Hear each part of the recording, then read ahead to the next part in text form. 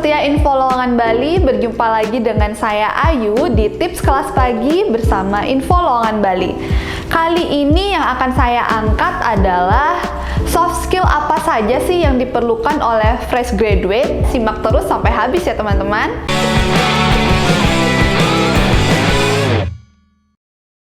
Yang pertama adalah komunikasi. Kenapa komunikasi? Karena komunikasi itu memang sangat penting. Dalam bekerja atau di sebuah perusahaan, komunikasi dua arah itu sangat penting. Ketika kita melakukan seperti miskomunikasi, maka segala sesuatunya juga akan tidak sesuai dengan ekspektasi atau kita tidak bisa mencapai suatu goal hanya karena kesalahan dalam komunikasi. Itu mengapa komunikasi itu sangat penting dan harus dimiliki oleh semua karyawan. Kedua adalah berpikir kritis.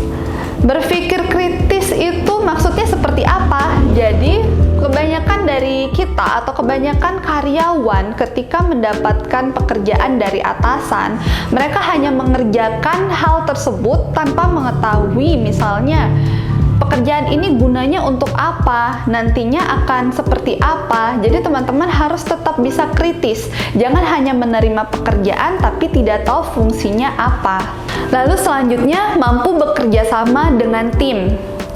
Ketika di dunia kerja, kita tidak bisa memikirkan diri sendiri saja. Karena dalam pekerjaan itu diperlukan pekerjaan dalam tim. Dalam suatu divisi itu pasti tidak hanya satu orang, melainkan bisa 2, 3, atau bisa lebih. Jadi teman-teman di situ akan diminta untuk bisa bekerja dalam satu tim. Problem solving yang baik.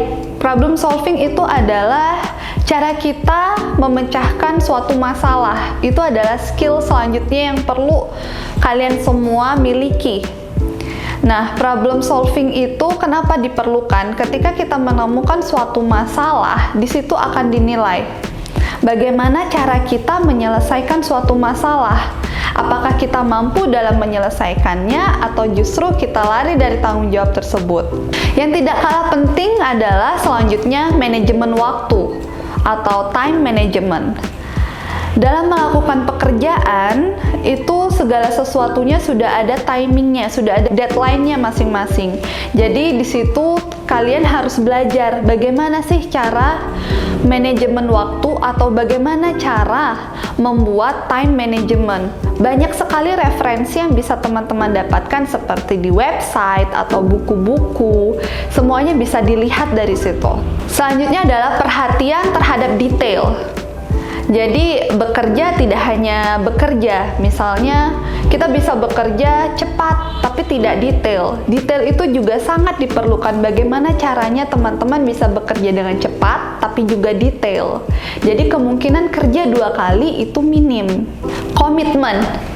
Komitmen itu adalah suatu hal yang sangat penting yang harus kita miliki karena banyak orang juga yang failed karena tidak memiliki komitmen. Jadi mulailah belajar untuk menumbuhkan komitmen, bagaimana cara menumbuhkan komitmen dalam diri teman-teman. Inovatif dan kreatif. Jadi ketika kita menjadi karyawan, kita juga tetap dituntut dengan kreativitas kita, inovasi kita. Jadi jangan hanya menunggu bola, kita juga harus bisa mengejar bola.